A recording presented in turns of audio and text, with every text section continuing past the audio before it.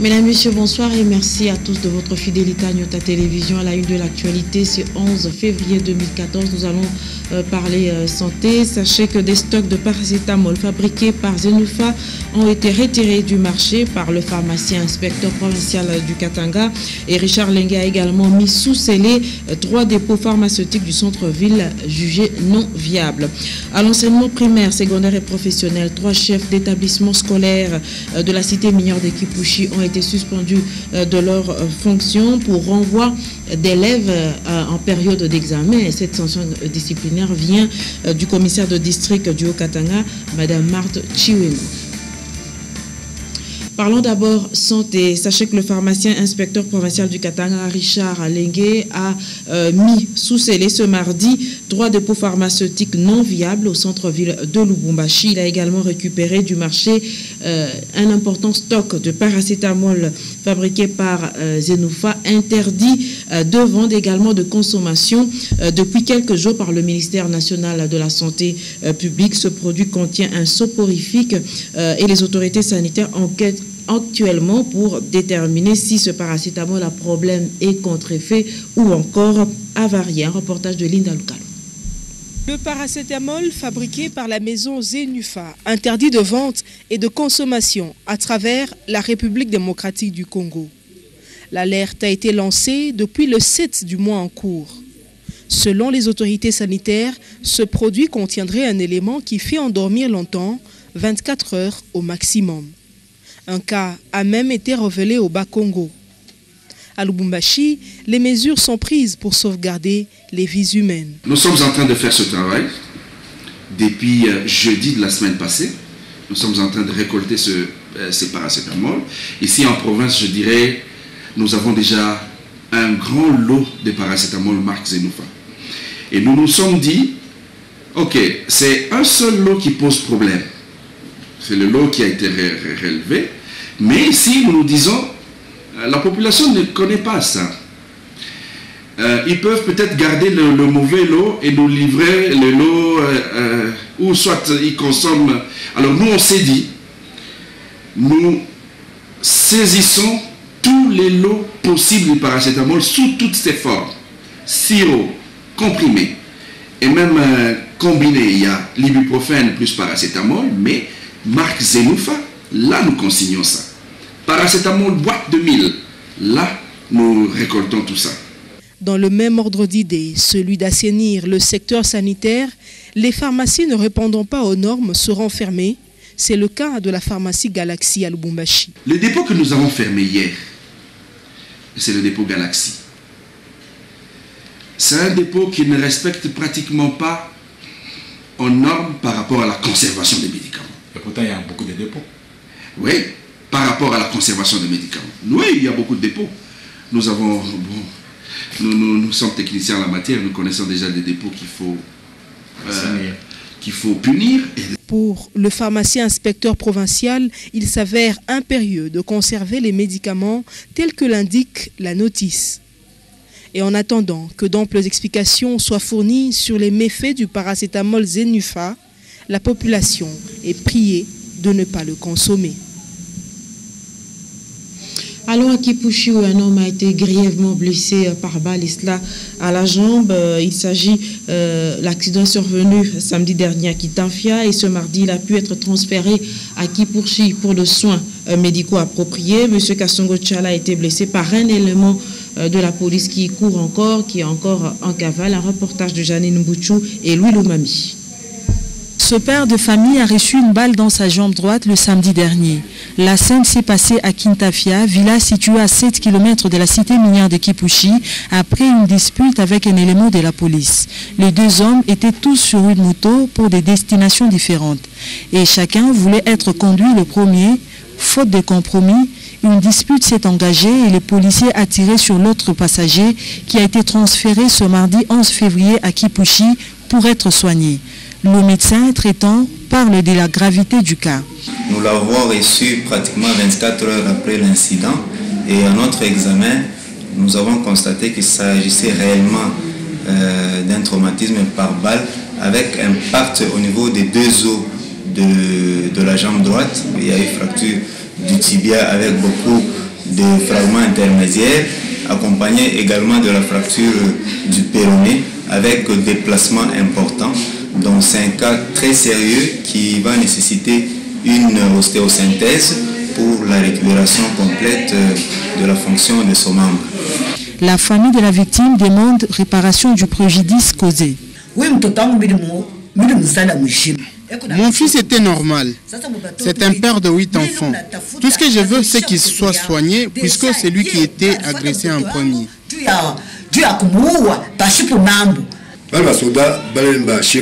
Quand les autorités militaires sont venues, ils ont promis de prendre en charge les soins. Mais jusque-là, ils ne sont pas encore venus. Moi, je n'ai pas d'argent, je ne travaille pas. Et puis, c'est un père de famille. Je veux qu'il soit soigné. Le policier qui a commis le forfait a pris les larges. Et nous restons à Kipushi pour vous dire que 3 chefs d'établissement scolaires ont été suspendus de leurs fonctions. Il s'agit des responsables de l'Institut Foura, le complexe scolaire Mapendo, également le groupe scolaire Oussabiti et la mesure disciplinaire et du commissaire du district du Haut-Katanga, Madame Marthe Tuengo. On leur reproche d'avoir renvoyé des élèves pour non-paiement de frais scolaires et cela en période d'examen. Reportage Antoine Roger Mbouyi, Louis Loumami. Pour avoir envoyé leurs élèves pour non-paiement des frais scolaires en période d'examen, l'épée de Damoclès vient de tomber sur 3 chefs d'établissement scolaire de la cité minière de Kipushi. Moutonkole Kibenzi de l'Institut Foura, Norbert Chinan du complexe scolaire Mapendo et Kakongula Kapuza du groupe scolaire Oussabiti.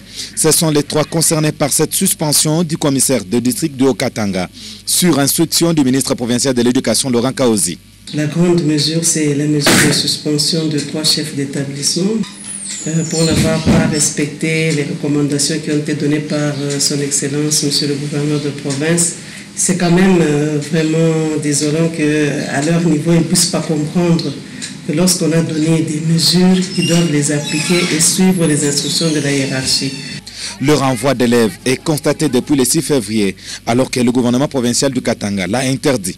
On chasse pour les filles de janvier. On commence à chasser depuis le 10. Même aujourd'hui, on a chassé beaucoup d'élèves. À l'Institut Foura, on a commencé à chasser les élèves avec un motif qui a été parce qu'ils n'avaient pas eu d'argent. Pour le ministre Kaozi qui a fait le déplacement de Kipushi, la mesure de suspension concerne tous ceux qui ne se conforment pas aux mesures, au mieux aux décisions du gouvernement provincial. Le message, d'abord, je l'adresse aux parents en leur demandant qu'ils fassent un effort pour honorer les engagements qu'ils ont pris lors des assemblées générales où ils ont fixé des montants à payer. Mais maintenant, ce qui nous frustre, ce qui nous énerve, c'est ce que nous avons remarqué qui se passe à Kipushi, où on chasse les élèves pendant la période de passation des examens. Nous estimons que là, c'est inacceptable. Le tour de toutes les écoles de Kipushi est fait par Laurent Kaozi en compagnie du commissaire de district Tuengo et sous-prophète de Sakanya Kipushi, question de toucher les réalités sur le terrain. De ce tour, il ressort que le sous-prophète François Moulongo a été mis en garde par l'autorité de tutelle en province. Celle-ci finira par réunir à huis clos une réunion avec tous les responsables du secteur éducationnel de la place. Et justement, il faut dire que le renvoi des élèves pour non-paiement de frais scolaires et surtout en période d'examen, eh bien, c'est une méthode utilisée par de nombreux responsables d'école pour contraindre les parents à s'exécuter le plus rapidement possible. Je vous propose ce commentaire d'Edouard Kankou, Janine Bouchou. Pour aider les parents et éviter que les élèves ratent quelques épreuves, le gouvernement congolais a, à travers le ministère de l'enseignement primaire, secondaire et professionnel, demandé aux chefs d'établissement scolaire de ne pas renvoyer les élèves en cette période des examens. Cette mesure est respectée par quelques écoles qui admettent que les élèves qui ne sont pas encore en ordre prennent part aux épreuves. Mais d'autres, par contre, renvoient les élèves au vu et au su de tout le monde sans être inquiétés. Les observateurs soutiennent que la plupart des mesures des autorités congolaises manquent des mécanismes de suivi. Voilà pourquoi ceux qui vont à l'encontre des mesures ne subissent aucune pression. D'autres personnes pensent que les responsables d'école qui mettent les enfants à la porte pour non-paiement ont raison dans la mesure où la plupart des parents n'honorent pas leurs engagements à la fin de l'année et ne retirent même pas les bulletins de leurs enfants, ce qui rend la tâche difficile aux écoles pour payer les enseignants, soit pour amorcer quelques travaux de réflexion. Comme pour dire que tout le monde doit prendre les responsabilités, d'une part, les responsables d'école qui sont obligés de suivre à la lettre les instructions de l'État, ces derniers doivent assurer les mécanismes de suivi. D'autre part, les parents doivent faire un effort malgré la conjoncture actuelle pour s'acquitter de leurs devoirs en payant les frais scolaires à temps. Et sur un tout autre registre, sachez que l'écrivain Christophe Yamouké Nayantoumbi, eh bien, il vient de publier un deuxième ouvrage consacré au gouverneur du Katanga. Il s'intitule Moïse Katumbi par-delà les apparences, regard sur l'itinéraire d'un homme d'État. Et c'est ce mardi 11 février 2014 qu'il a officiellement présenté cet ouvrage à l'autorité provinciale. C'est un livre contre un autre. Une fois de plus, l'écrivain Christophe Kalenge Yamouké Nayantoumbi vient d'écrire au sujet de l'honorable Moïse Katumbi Tchapwe, gouverneur de la province du Katanga. Sa dernière livraison, éditée par l'Harmattan Kinshasa, porte le titre de « Moïse Katumbi par-delà les apparences, regard sur l'itinéraire d'un homme d'État ». Il l'a présenté le soir de ce mardi 11 février 2014 au principal intéressé avant de pouvoir livrer ce résumé. Ce livre, c'est le fruit des observations que je fais depuis mon retour de Kinshasa. Avant, j'avais écrit un premier livre qui était le fruit d'un regard un peu à distance, sans connaître l'homme de très près. Et puis en même temps, c'était le fruit d'une analyse, je l'avais dit en son temps, prématurée, parce que en fait, le livre était sorti plus tôt, très tôt, au début du mandat. Mais des années après, quand j'ai vu la métamorphose de la ville de Lubumbashi, quand j'ai vu la métamorphose des districts, quand je vois les changements qui s'opèrent à gauche et à droite dans nos villages, je me suis rendu compte que le gouverneur est un grand travailleur et homme d'État. Il est ému et de voir que ses compatriotes croupissent dans la misère. Voilà pourquoi il ne ménage aucun effort pour essayer d'alléger la misère des populations, de résoudre les problèmes assez durablement. Et c'est donc le fruit de ce regard qui a donné lieu à ce livre que j'ai sorti chez l'Harmattan avec mes maigres moyens, mais je ne pouvais pas le mettre en circulation sans que je le présente au gouverneur en tant qu'autorité de la province et en même temps en tant que personnage principal dont je parle dans le livre. Et je suis donc venu lui présenter le livre officiellement. Et voilà, il s'agit de réflexions approfondies sur le personnage du gouverneur, sur son action et sur son engagement citoyen. Le premier livre, c'était un regard de loin. Mais aujourd'hui, il s'agit d'un livre qui va au-delà des apparences. C'est ce que je dis, Moïse Katumbi par-delà les apparences. C'est un livre qui va au-delà des apparences et donc qui essaye de cerner la portée de l'action, la portée historique, la portée politique, et même alors la révolution sur le plan des us et coutumes que le gouverneur Moïse Katumbi a introduit au Katanga. Et je ne crois pas que c'est un homme comme Feu Augustin Katumba Mwanké, qui a été lui-même aussi gouverneur, je ne crois pas que c'est Feu Augustin Katumba Mwanké qui pouvait dire autre chose. Parce que de son vivant, il a dit que c'est le meilleur gouverneur que le Katanga ait connu. Je ne crois pas trouver mieux et je cite la citation, la parole de Feu Augustin Katumba Mwanké, paix à son âme. Je reprends et je dis effectivement que Moïse Katumbi, c'est le meilleur gouverneur que le Katanga ait connu. Et je crois qu'on n'a pas honte d'avoir un gouverneur comme lui.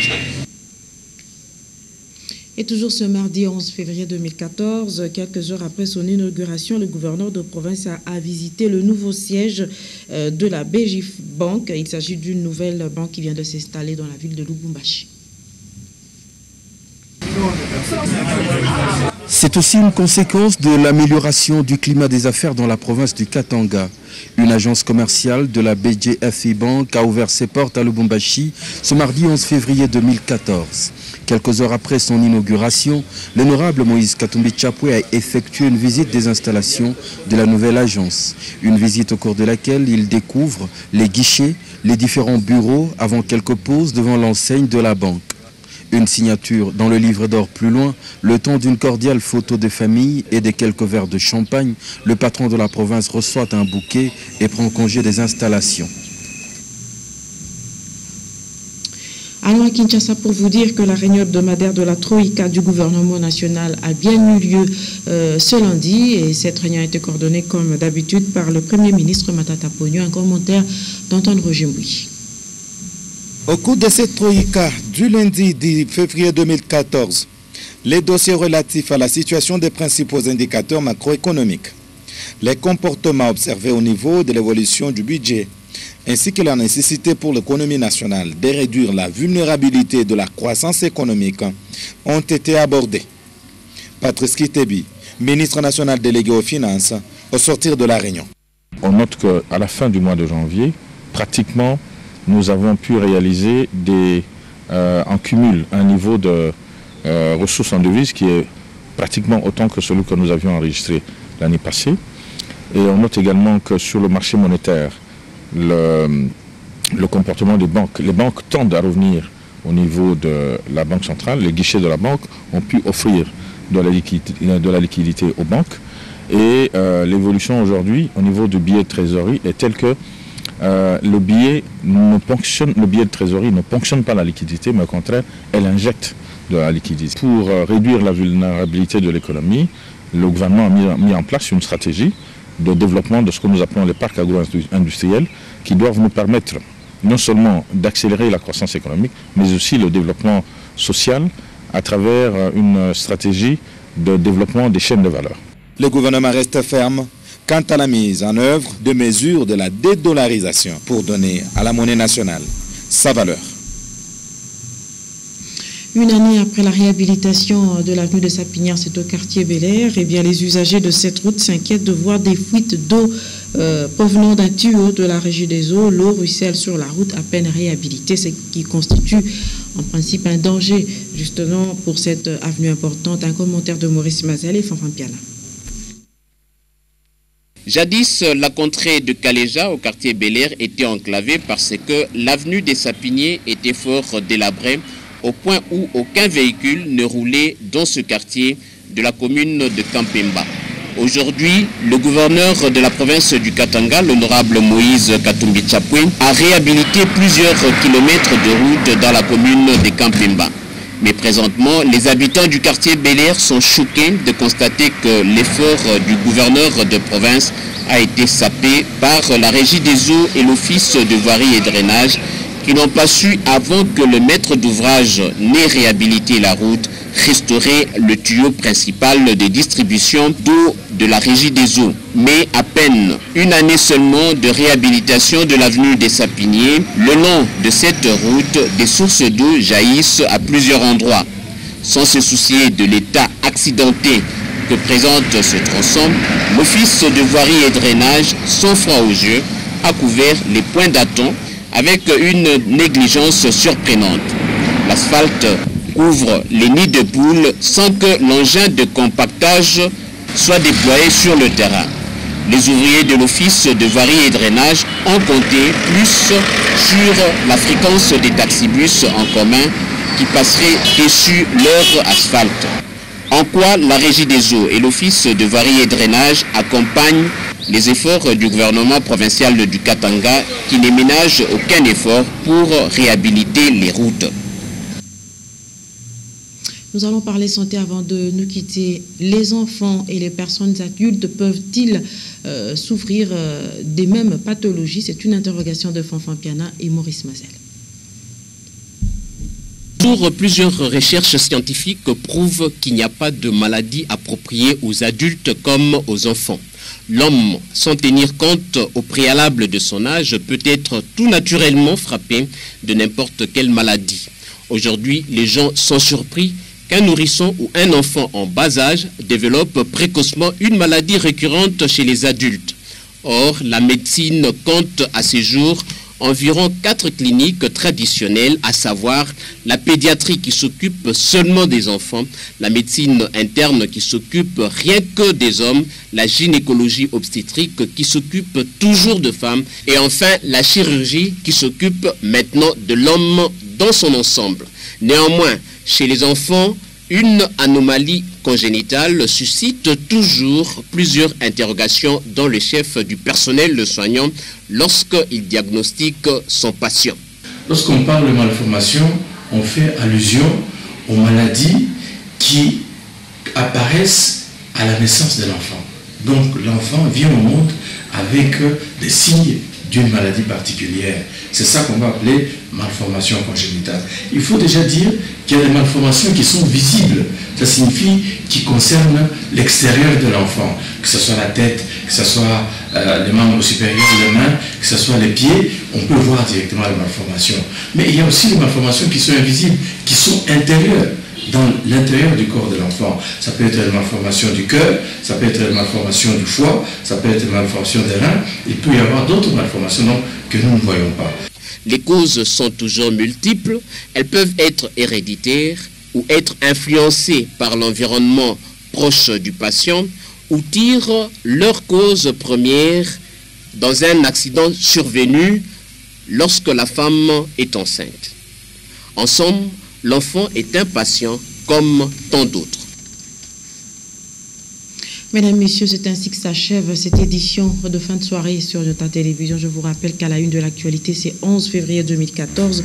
Nous avons parlé santé avec cet important stock de paracétamol fabriqué par Zenufa, stock qui a été finalement retiré du marché par le pharmacien inspecteur provincial du Katanga, et Richard Lengue a également mis sous scellé 3 dépôts pharmaceutiques du centre-ville jugés non viables. En éducation, 3 chefs d'établissement scolaire de la cité minière de Kipushi ont été suspendus de leurs fonctions pour renvoi d'élèves en période d'examen. Une mesure disciplinaire qui a été prise par le commissaire de district du Haut-Katanga. Il s'agit de Marthe Chiouemon. Merci de nous avoir suivis. Très bonne suite de programme. Au revoir.